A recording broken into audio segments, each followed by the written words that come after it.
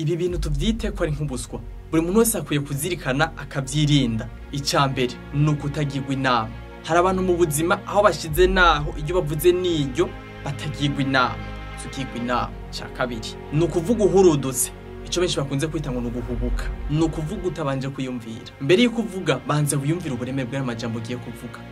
Ca gatatu nugusuzugura ivyiyumviro by'abandi utaranavyumviriza. Ivyo bintu namafuti kusuzugura ivyiyumviro by'abandi utarumviriza iciyumviro cabo aho kigana. Zumanza wumviriza abandi umviyo berekeje. Ica kane nugufata ingingo gihuti utagishije inama utanabajije amakuru. Mbere yuko ufata ingingo banza ubaza amakuru baguhido nido umenye n'impamvu ivyo bintu vyabaye. Hamubone gufata ingingo udahurudutse. Ibi bintu tubizirikane ko bizotuma tuba igikundiro mu bandi. Tubibutse gukora subscribe ku rubuga umuntu muzima kuri Facebook, ikangura n'ubugorozi kuri YouTube. Murakoze cyane, amahoro Imana bane namwe.